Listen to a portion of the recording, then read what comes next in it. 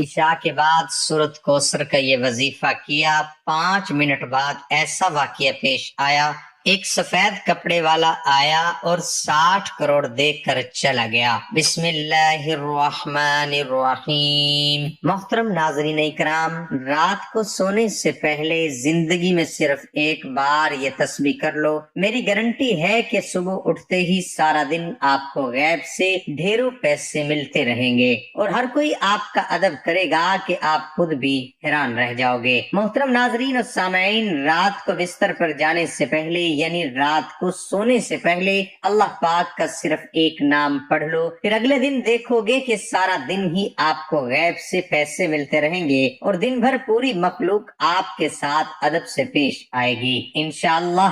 مگر میرے اس وظیفے پر یقین صرف وہی لوگ کریں گے جو کہ خود ہی اس کو پڑھ لیں گے اور اس وظیفے کو کریں گے۔ انشاءاللہ آپ کو بے پناہ مال و دولت ملے گی اور آپ کے تمام مسئلے دیکھتے ہی دیکھتے حل ہو جائیں گے، کیونکہ اللہ پاک کی ذات بہت نوازنے والی ہے، اللہ پاک کی ذات بہت رحیم ہے، وہی رحمان ہے، دنیا میں بھی ہم پر رحمت کرتی ہے اور انشاءاللہ آخرت میں بھی ہم پر رحمت ہی کرے گی۔ انشاءاللہ یہ وظیفہ کرنے سے آپ کی ہر جائز حاجت، آپ کی بڑی سے بڑی پریشانی ختم ہو جائے گی۔ آپ چاہے یہ وظیفہ اپنی شادی کے لیے کر رہے ہیں، آپ کی شادی نہیں ہو رہی اس کے لیے کر رہے ہیں، آپ کو اس میں بھی کامیابی ملے گی۔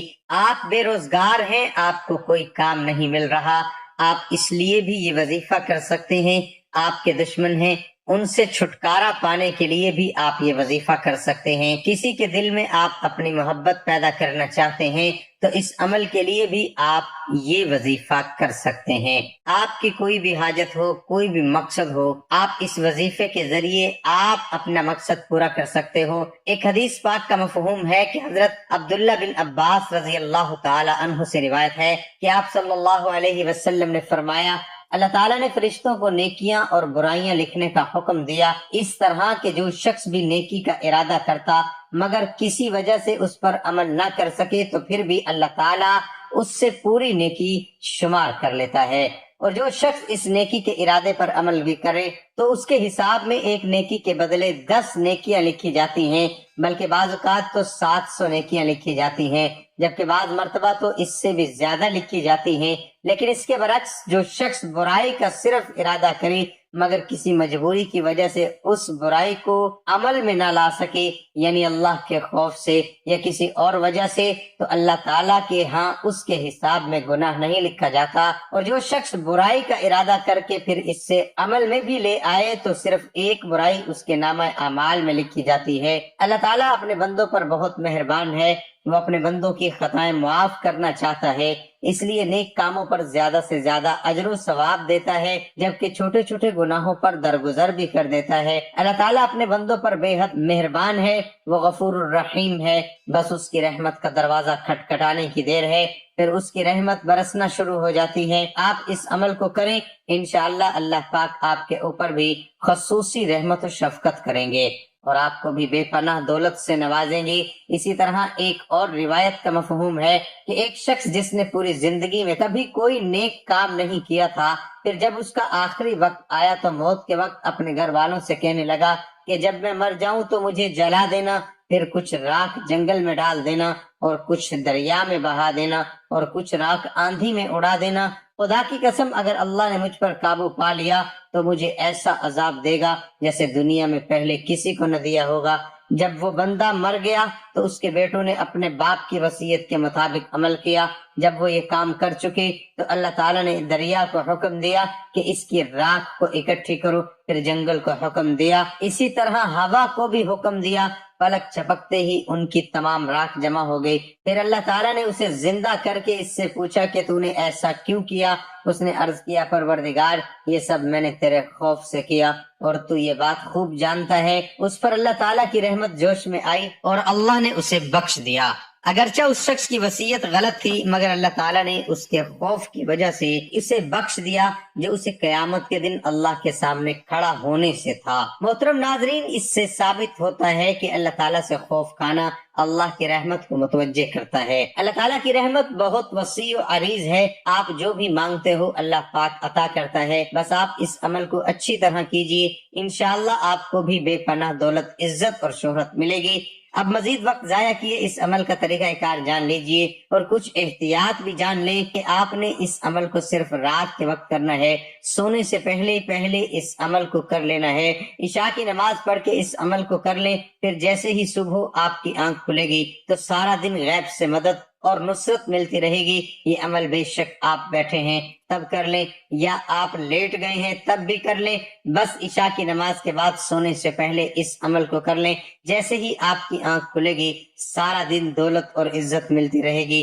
ایک بزنس مین نے خواب میں دیکھا کہ کوئی شخص اسے کہہ رہا ہے کہ تمہاری فیکٹری کے مین گیٹ کے سامنے جو شخص پھل بیچتا ہے اس کو عمرہ کروا دو۔ وہ نیند سے بیدار ہوا تو اسے خواب اچھی طرح یاد تھا مگر اس نے وہم سمجھ کر خواب کو نظر انداز کر دیا۔ 3 دن مسلسل ایک ہی خواب نظر آنے کے بعد وہ شخص قریبی مسجد کے امام صاحب کے پاس پہنچا اور اپنا خواب بیان کیا تو امام صاحب نے کہا، جس شخص کے بارے میں تمہیں بار بار عمرہ کروانے کے بارے میں کہا جا رہا ہے اس سے رابطہ کرو اور اسے عمرہ کروا دو۔ اگلے روز بزنس مین نے اپنا ایک ملازم اس پھل فروش کے پاس اس کا موبائل نمبر معلوم کرنے کو بھیجا۔ بزنس مین نے موبائل پر کال کر کے اس پھل فروش سے رابطہ کیا اور کہا کہ مجھے خواب میں 3 بار حکم ملا ہے کہ میں تمہیں عمرہ کروا دوں، لہذا جلد از جلد میں اس نیک کام کی تکمیل کرنا چاہتا ہوں۔ یہ بات سن کر پھل فروش زور سے ہنسا اور کہنے لگا،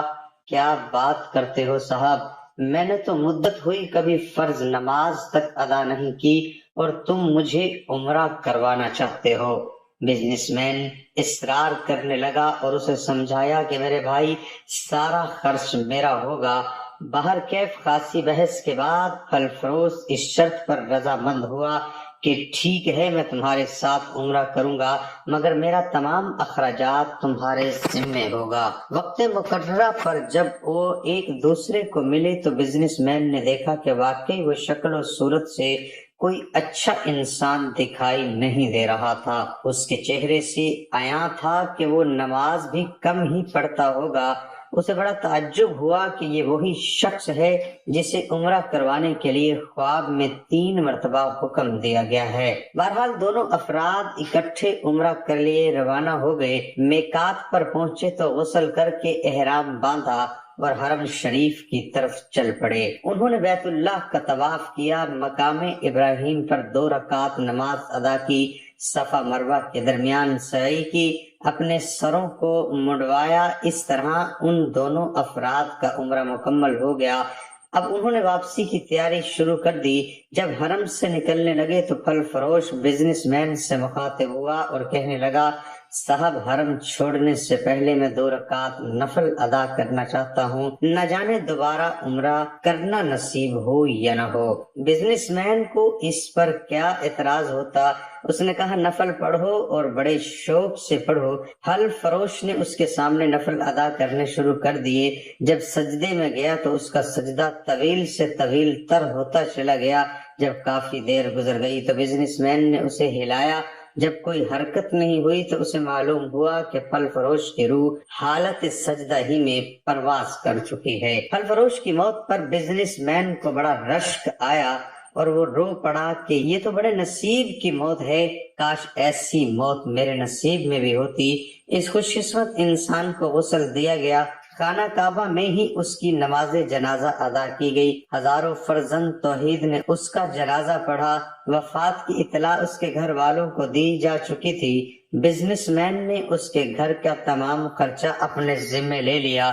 پھل فروش کی بیوی سے تعزیت کرنے کے بعد بزنس مین نے پھل فروش کی بیوی سے کہا، میں جاننا چاہتا ہوں کہ تمہارے شوہر کی ایسی کون سی عادت یا نیکی تھی کہ اس کا انجام اس قدر عمدہ ہوا اور اسے حرم شریف میں سجدے کی حالت میں موت آئی۔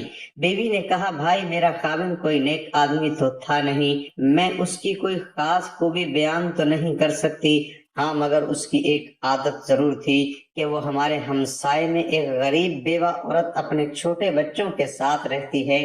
میرا شوہر روزانہ بازار جاتا تو جو چیز اپنے بچوں کو کھانے کے لیے لاتا وہی چیز اس بیوہ اور اس کے یتیم بچوں کے لیے بھی لے آتا اور اس کے دروازے پر رکھ کر اسے آواز دیتا، اے بہن میں نے کھانا باہر رکھ دیا ہے، اسے اٹھا لو۔ وہ بیوہ عورت کھانا اٹھاتی اور آسمان کی جانب سر اٹھا کر دیکھتی اور کہتی، اے اللہ رب العزت، آج پھر اس نے میرے بھوکے بچوں کو کھانا کھلایا، اے اللہ رب العزت اس کا خاتمہ ایمان پر فرما۔ میری نظر سبق ہم سب کے لیے ہے، زندگی تو جیسے تیرے بہرحال گزر ہی جاتی ہے، لیکن جس قدر ممکن ہو مستحق اور غریب لوگوں کی مدد کرنی چاہیے۔ اللہ تعالیٰ ہمیں ہر طرح کی برائیوں سے محفوظ رکھے اور ہمارا خاتمہ بھی ایمان پر فرمائے، آمین ثم آمین۔ یہ عمل ابھی میں آپ کو بتاؤں گا، آپ نے اپنی جگہ سے نہیں اٹھنا، اسی جگہ پر بیٹھے بیٹھے آپ نے اس عمل کو کر لینا ہے۔ صرف آپ کے 8 سے 10 منٹ ہی لگیں گے۔ اس پورے عمل کے دوران احتیاط صرف یہ ہے کہ آپ نے بولنا نہیں ہے، بس خاموشی کے ساتھ اس عمل کو مکمل کرنا ہے، پوری توجہ کے ساتھ کرنا ہے اور کامل یقین کے ساتھ کرنا ہے۔ کوئی مرد، عورت، بچہ یا پھر بوڑھا، غرض کوئی بھی اس عمل کو کر سکتا ہے، اس میں کوئی پابندی نہیں ہے۔ اس کے علاوہ اگر آپ پہلے کوئی تسبیح کرتے تھے یا کوئی وظیفہ کرتے ہیں، اس کے فوراً بعد بھی اس عمل کو کیا جا سکتا ہے، اس میں بھی کوئی پابندی نہیں ہے۔ وہم میں نہیں پڑنا کہ ایک وظیفے کے بعد دوسرا وظیفہ کرنے سے شاید کوئی نقصان تو نہیں ہوتا، کچھ بھی نہیں ہوتا، بلکہ آپ کو فائدہ ہی فائدہ ہے، کامیابی ہی کامیابیاں ہیں۔ اس کے بعد آپ وظیفہ شروع کریں گے، سب سے پہلے پڑھیں گے اعوذ باللہ من الشیطان الرجیم، بسم اللہ الرحمن الرحیم۔ آپ نے یہ 11 بار پڑھنے ہیں۔ نماز پڑھ کر وہیں بیٹھے ہیں یا لیٹے ہیں، جیسے ہی آپ کر رہے ہیں بس آپ نے صرف 11 بار پڑھنا ہے، اعوذ باللہ من الشیطان الرجیم، بسم اللہ الرحمن الرحیم۔ یہ دونوں ایک ہی بار شمار ہوگا۔ پھر آپ درود پاک پڑھیں گے۔ یہ درود پاک بھی آپ نے صرف 11 بار ہی پڑھنا ہے۔ آپ نبی پاک صلی اللہ علیہ وسلم کی ذات اقدس پر درود ابراہیمی پڑھنا ہے۔ ایک بار ثواب کی نیت سے میرے ساتھ بھی پڑھ لیں، اللہم صلی علی محمد وعلی آل محمد کما صلیت علی ابراہیم وعلی آل ابراہیم انک حمید مجید، اللہم بارک علی محمد وعلی آل محمد کما بارکت علی ابراہیم وعلی آل ابراہیم انک حمید مجید۔ اگر میرے کسی بہن بھائی کو یہ درود ابراہیمی نہیں آتا تو وہ کوئی سا بھی درود شریف پڑھ سکتا ہے یا صرف اتنا بھی کہہ سکتا ہے صلی اللہ علیہ وسلم۔ پھر یہ وظیفہ پڑھنے کا طریقہ کار جان لیں۔ اگر آپ کے آس پاس تسبیح ہے تو آپ اسے اٹھا کر اس کے اوپر شمار کر سکتے ہیں۔ ایک تسبیح نہیں ہے تو آپ ہاتھ کی انگلیوں کے اوپر بھی شمار کر سکتے ہو، اس میں کوئی پابندی نہیں ہے، بس آپ نے تعداد پوری کرنی ہے۔ پھر آپ نے پڑھنا ہے بسم اللہ الرحمن الرحیم، یا ربنا، یہ ایک ہی بار شمار ہوگا، بسم اللہ الرحمن الرحیم یا ربنا۔ آپ نے یہ 80 بار پڑھنا ہے، یعنی کہ 80 بار بسم اللہ الرحمن الرحیم یا ربنا۔ میں آپ کو اچھی طرح سمجھا رہا ہوں تاکہ آپ کے ذہن میں کوئی وہم یا شک نہ رہے۔ انشاءاللہ اس عمل کی برکت سے اللہ پاک آپ کے اوپر خصوصی رحمت و شفقت والا معاملہ کریں گے، آپ کو بے پناہ دولت سے نوازیں گے انشاءاللہ۔ جو بھی آپ کے مسائل ہوں گے دولت کو وہ دیکھتے ہی دیکھتے حل ہو جائیں گے، بھلے آپ دن بھر پریشان رہتے ہو، جو بھی آپ کی مشکلات ہیں انشاءاللہ اللہ پاک کے حکم سے وہ جلد ہی دور ہو جائیں گے۔ اس کے بعد آپ نے پڑھنا ہے اللہ اکبر، صرف 21 بار آپ نے یہ پڑھنا ہے۔ ویسے تو ہر انسان کو چاہیے کہ وہ ہر وقت اللہ پاک کا ذکر کرتا رہے، مختلف تسبیحات کرتا رہے، لیکن یہ عمل اس عمل کا حصہ ہے۔ 21 بار آپ نے اللہ اکبر کی تسبیح لازمی کرنی ہے۔ اس کے بعد آپ پھر درود پاک پڑھیں گے، آخر میں بھی آپ نے یہ درود پاک 11 بار پڑھنا ہے۔ اور اگر کسی میرے بہن بھائی کو یہ درود پاک نہیں آتا تو وہ کوئی سا بھی درود شریف پڑھ سکتا ہے یا پھر اتنا بھی کہہ سکتا ہے صلی اللہ علیہ وآلہ وسلم اس کے بعد آپ نے دعا بھی خوب دل لگا کر مانگنی ہے۔ نبی اکرم صلی اللہ علیہ وسلم نے اپنی پوری زندگی میں لوگوں کو دعا کے ذریعے زندگی گزارنے کی ہدایت کی کہ وہ نہ صرف اللہ سے دنیاوی نعمتیں مانگے بلکہ اس کی تعریف کریں، معافی مانگے اور شکر ادا کریں۔ تو ہم کتنی بار دل سے دعا کرنا چاہتے ہیں، پھر بھی ہم ہر بار اللہ سبحانہ و تعالیٰ تک اپنی بات پہنچانے کی جدوجہد کرتے ہیں، یا عام طور پر دعا کرتے وقت بھی اکثر ہم ایسا محسوس کرتے ہیں کہ ہمارے پاس اپنی خواہشات، ضروریات یا غم کا اظہار کرنے کے لیے الفاظ نہیں ہیں۔ دعا کا طریقہ یہ ہے کہ آپ نے دعا میں یہ کہنا ہے کہ اے اللہ مجھے اپنے غیبی خزانوں سے رزق عطا فرما، اے اللہ مجھے غیبی خزانوں سے دولت عطا فرما۔ آپ نے اس طرح اچھی طرح دعا مانگنی ہے، انشاءاللہ اللہ پاک آپ کے اوپر رحمتیں اور برکتیں نازل کریں گے اور اللہ پاک آپ کو دولت سے نوازیں گے۔ اللہ تعالی ہم سب کی تمام پریشانیاں، مشکلیں ختم فرمائے اور ہمیں 5 وقت کا نمازی بنائے۔